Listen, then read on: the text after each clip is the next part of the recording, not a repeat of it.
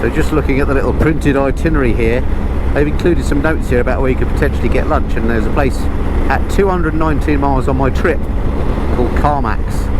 So it's about 100 miles away, a couple of hours ride, so we're going to try and aim to get there for lunch hopefully, and it's going to be about, I don't know, 2:30 or something by the time we get there. But that'll be perfect if we can find it. In the meantime, we've got this Yukon scenery to enjoy. Look at that. Cool. Oh, construction zone. Some more roadworks. What fun. Oh, bother. Let's hope it's a short-lived one. Looks like they're getting a new bridge. Oh, I hate riding on this. It's like riding on marbles again. Gradually coax it to the right-hand side. Ish. I don't want to go into the even deeper stuff. Let's hope that truck's nice and on his side. Incredibly, he can move easier than I can. Who would have thought that? There you go, that's one of those road train type trucks I was referring to the other day. See quite a lot of those on the road here. Oh, luckily it looks like that was a very short-lived set of marble riding. That's better, thank goodness for that.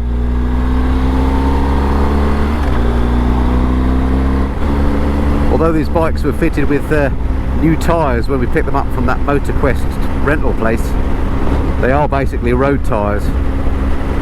So that's what makes those bits a little bit more tricky. All of these burnt looking trees, definitely been some more recent fires here, look. Haven't had a chance to recover yet. We were talking earlier in the journey about how great the roads, I think yesterday or the day before, would be for our Goldwing. Well, today, as we were in those protracted bits of roadworks when it was particularly muddy and slippy, we were commenting at how actually we were glad we weren't on the Goldwing, because that would have been an absolute nightmare on that stuff. A real handful. And that is where these GSs come at their own. If you do have to hit a bit of dirt, it's not the end of the world. So we're in the twisties now. Well, at least I'm counting them as the twisties. It's all relative. But these are the sort of roads I like, where the bends are nice and sweeping, and you can still keep a good pace. Fantastic road apps, actually. This is actually still known as the Klondike Highway, highway number 2 in Canada. Oh, just got a glimpse of what looks like 4 bikes up ahead. I'm not sure if they're from our group or if they're another tour, but I think we are slightly catching them, so we'll see in a minute.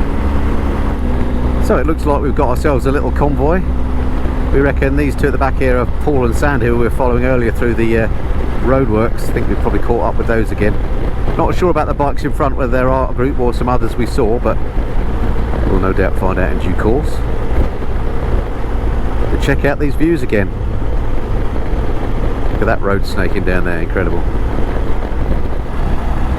So we've decided this is our group. This looks like Alf and either Keith or Brian ahead of us.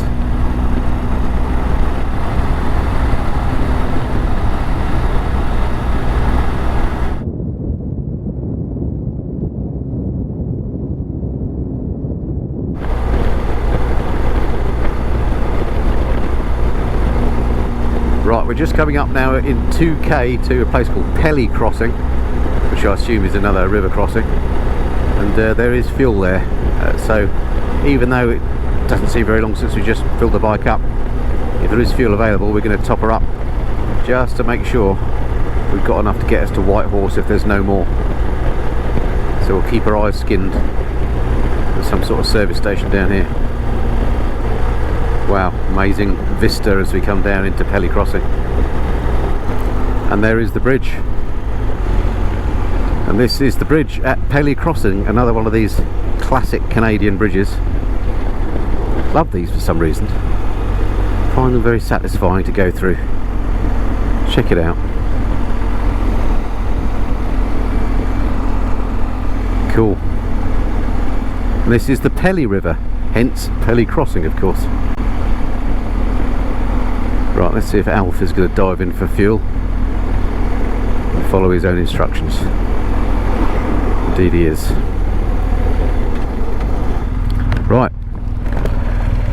go juice. Right, so quick pit stop here at just outside Pelly Crossing at this service station. Little snack place, toilet stop as well. Excellent. Yeah, haven't got many batteries left on the old GoPro, so I'm going to put a new GoPro in the helmet cam. But as ever, it may run out halfway through the trip. Anyway, check out the bike so far. This is from this morning with the old off-roady bit. It's looking pretty shocking, isn't it? I quite enjoyed getting somebody else's bike dirty, I must admit, and as we were riding through all the mud earlier, it was giving me great joy to not have to worry about getting the bike dirty. It's great. Okay, we'll let you go first then.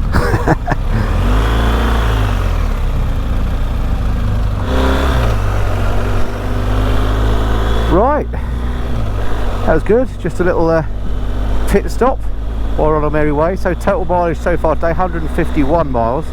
So we're almost halfway. Unfortunately, mate, we got one on board already, hitching there. Excellent. Next stop will be lunch stop, which is at, I think we're going to try Carmax, which is at 219. So that's, what's that? 58 miles. So about an hour. So I reckon it'll be about 20 past 2. Sounds about right. It's getting warm now. It's 74 degrees Fahrenheit out here. I've got just a base layer and I've got all my vents open, so this is as cool as I get on the bike, and I feel warm. So that doesn't bode well for when we get south, and it's going to be way hotter than this. But hey ho, we'll see how we go. Cute lake to our right, one of many. Well, how very pleasant this is. It's 72 degrees Fahrenheit now. The sky is blue, the air is clear. Got a full tank of fuel. Let's just see what our range is now. Oh, Mrs. Fly wants something. Hello, Mrs. Fly. What? Oh, she just wanted to say hello. That's good for her. Let's just have a look on the range. 214 miles range. And by my reckoning, we've done 157. We've got 335 to do, so that's yeah, probably not quite enough to get there yet. Maybe one more fuel stop. Don't think we're just glugging through loads of tanks of fuel. We're just topping up every time we get the chance to. We only put 7 litres in there, for example. But you know, if you're going to be running on fumes, then having 7 litres on board is useful. Ahead of us once again is Paul and Sandy. They seem to ride at a similar sort of pace to us, or you know, in terms of the brakes and everything else, because it seems we found ourselves behind them quite a lot today, which is quite fun. Look at that. Well, so far the Yukon has looked fairly flat to us compared to Alaska, but every now and then you get a vista like this. It's just incredibly beautiful and incredibly vast once again. Stunning. Now we're starting to see some mountain action, as we would expect. So we just saw a sign that says there's a viewpoint 2 kilometres up here, so we might pull over there, see if we can get a bit of snappage. Just stretch our legs and arms again. Here it is. Sometimes these viewpoints don't deliver, but let's have a look.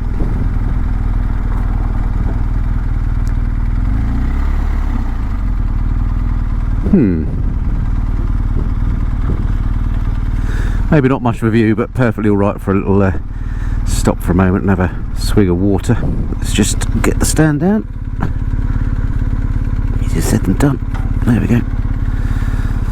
Alright, Carol, I'm going to jump off. Jump, slide. Well done. Nice. So these sort of northern parts of North America and part of Siberia are collectively known as Beringia, similar sort of bits of landmass, and they're during various glacial periods, you know, glaciers come and recede and come down and recede, and that's what's formed these islands that you might be able to see through the GoPro over here. And during the last one, the sea level dropped, I think, around about 200 metres, and that meant that animals and man could cross what is now the Bering Straits. And then next glacial period came, warming, whatever, sea filled up, and then we got the Bering Straits. But anyway, yeah, this is Beringia apparently, And don't I sound knowledgeable? That's because it's all on this here chart that Mrs. Flyer just read to me, which says welcome to Beringia. Alright, let's get back on the bike, shall we? Lunch is beckoning. Never mind Beringia and the Mammoth Step. So there we go, Beringia, where we get the Bering Straits from. Well, maybe it's the other way around, who knows. Anyway, interesting stuff. I find it interesting anyway. 77 degrees now. When I was up in the Arctic Circle in Norway 4 Julys ago, that was about the same temperature, and I never expected to come to the Yukon and for it to be nearly 80 degrees. Incredible. Absolutely beautiful though. Look at this roller coaster of a road just ahead of us. Fantastic. We've got some of these lovely bends again. Look at these corkers. Back onto great Goldwing territory. Right, just up here in 2 kilometres there's something called Five Finger Rapids, so it sounds like it could be another potential photograph stop. Let's see what we can find.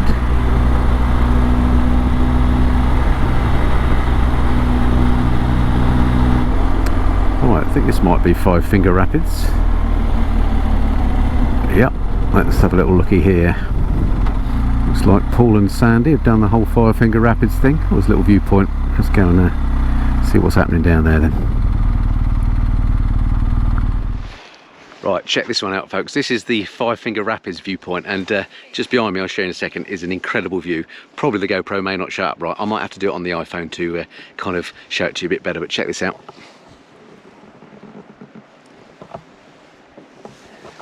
How cool is that? There is actually, you might be able to see there's a sort of a walkway down there, but given it is 70 degrees and I'm fully ruckered up, I ain't going to be walking down there, because if you walk down, you've got to walk up again, haven't you? But yeah, what a corker, eh? Alright, so that was the Five Finger Rapids viewpoint. All clear, Carol? All clear, I'm being told, from the back. There we go. Let's get a bit of airflow again, cool down. Fascinating there. In fact, I was reading some of the information there, and on that little bit of rapids there's actually a 2-foot drop, and paddle steamers used to come down there and they used to have to winch themselves over the 2-foot drop in order to pass it, and prospectors in the 1898 Klondike Gold Rush would come down there in their boats and they'd have to choose which of the 5 channels through the rocks to use to go through, and basically there wasn't a good option. They were all a bit of a nightmare by the sounds of it, but anyway, that's what the Yukon was all about, being used for communications, transport basically, during the gold rush. Right, I think we've got about 20 miles to a potential lunch stop, and I'm starting to get a little bit peckish actually, so let's see what we can find.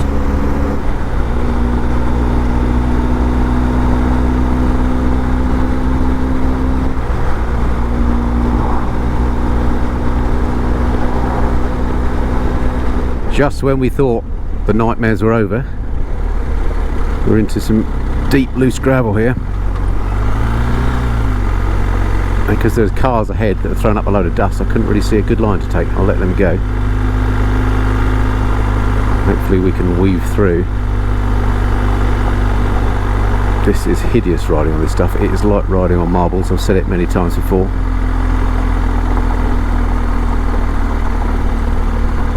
Awful. Try and relax and just let the bike do its thing, but that is easier said than done, I can assure you. Looks like there might be a little bit of a line there that I can take.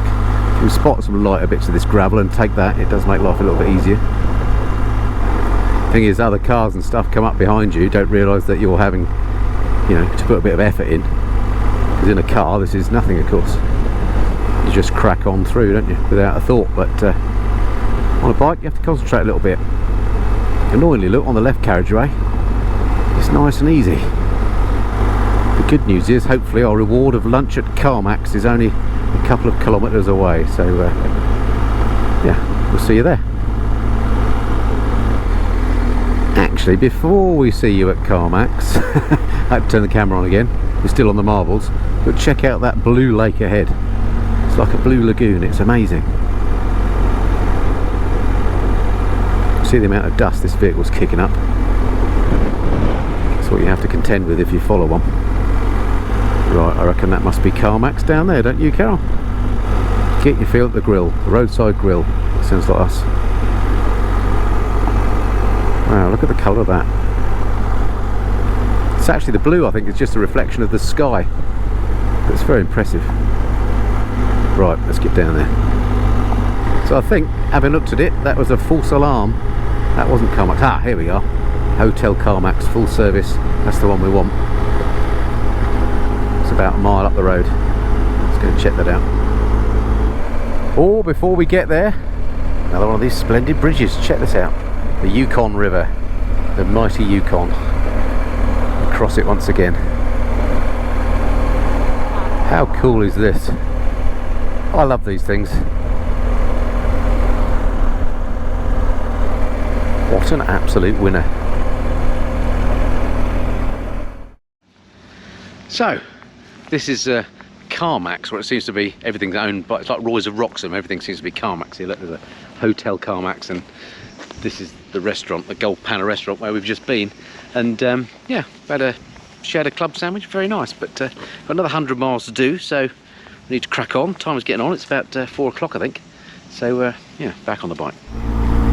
So we're back on the road again following our lunch at the Gold Panning restaurant. I didn't take any, people often say, oh, can you show more of the cafes, whoops, and restaurants and things that we go to, and I will where I can, but often there's music playing and you end up with copyright issues, or you know, other people are eating around you and they don't want somebody filming, so I have to sort of pay a bit of attention to that. So that's why I don't film them all, but if I can and I remember, I'll try and at least take some pictures of the stuff that we get through, so you get an idea. Anyway, we just shared a sarnie there and it was perfect. But so we've got 108 miles to go now to White Horse. It'd be very interesting to find out why it's called White Horse. We could all make some guesses.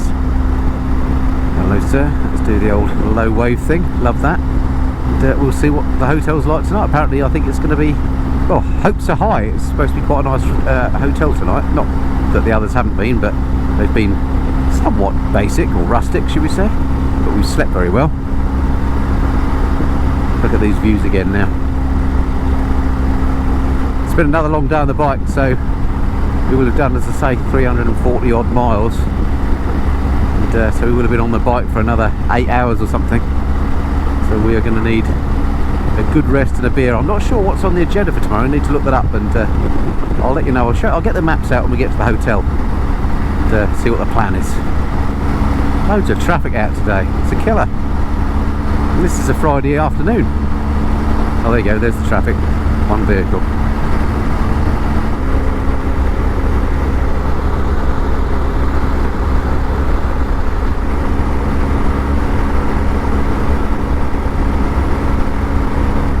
The scenery now I would describe as majestic. It's surprising how, you know, you think a mountain's a mountain, but they do vary in terms of their kind of characteristics. These are very smooth and green. Later on when we're in the Rockies, they are, surprise surprise, very rocky and jagged and quite different. These are very reminiscent of, well, parts of Scotland really. A few days ago Alf described it around here as Scotland with knobs on, and I tend to agree. One of the many pluses of the mighty GS is you can put your feet up when you want to. Convert it into a cruiser. And though it may look a bit odd, when you're on these long days on the bike, actually it gives you a bit of a respite. It's nice. Now that looks an inviting little spot.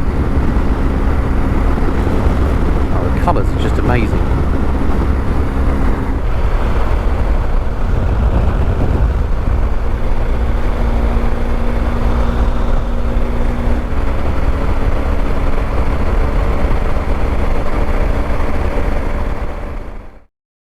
Right, another stop en route. This is called Braeburn Lodge, 268 miles into our trip. And apparently they do cinnamon buns to die for here, so let's go and check it out and see if that is indeed the case. Looks like this. Let's see what all the fuss is about, shall we? Yes. Oh, I can smell the cinnamon. It's big enough for 4. Oh wow. Look. That's a sandwich. That's crazy. So, the Cinnabon has arrived. Paul has taken the... I mean, this is ridiculous. We were going to share it one between two, but we decided there's enough for four. That looks good, doesn't it? It looks good. It's got a bit of crunch about it, isn't it, as well? Just come out of the microwave, but the power went off. Ah. Do you need these warm? Apparently so. It was recommended. Right. Smells blooming good, doesn't a it? few minutes, but whether it had the recommended amount of time is... I'll tell you what it reminds me of, a silicon-based life form from Star Trek. That's the sort of thing that Mr. Spock could do a mind meld Probably with. is. Small bit of you, Is there any more plates? No. One for luck. Okay, I'll move my hand. Right, Paul, verdict then. It's too busy. No. Seems to be going down all right, Carol. Let's see your face usually tells. What do you think? Yeah, Sandy? Yeah. It seems to be a hit. Right, we'll crack on. Should give us a bit of a sugar fix, shouldn't it? You know what we said about not eating something big before we then get on the bike? I think we failed. Tell you what, that's the best cinnamon bun I've had this week. Ever. Today. Cheers. Ever in my life. Right, final break of the day done, the last leg of the ride. I have to say that is the best, or the biggest cinnamon bun I've ever seen, and actually the best cinnamon bun I've had this week. Well, in fact this year, if I'm honest. We shared it between four of us, and there were still some left. That showed the size of it. I've seen smaller pillows. Anyway, it was good, but not a patch on the sandwiches. There was a guy in there eating a turkey and sandwich. Check out this picture I took of him, and I did ask before I took the picture, and that doesn't really do it justice. The sandwich was the size of his table. It was incredible. Anyway, he seemed to be enjoying it. I'm sure Texans would love that place. So White Horse beckons now. This is the final leg of today's trip. What a cracking final leg it is too. Check out this lake to my right. It's absolutely massive. Beautiful place. White Horse is, according to sat-nav, 44 miles away. And it's about 55 minutes that'll take on these roads, according to the GPS at least. So yeah, we'll be glad to get there and have that first beer of the day. Is always so good, isn't it, after a long day on the bike. It's been another cracking ride, maybe not quite as picturesque as yesterday's one, but a nice ride nonetheless. Could have done without all the roadworks first thing, which did cost us quite a lot of time, but we've basically just head south 340 odd miles, and the temperature has responded, because it's now 5:45. In fact, the clock on here is wrong because it's an hour out, and it's 75 degrees Fahrenheit, so we are cooking. Right, what's going on with this Ford Explorer flashing his hazard lights?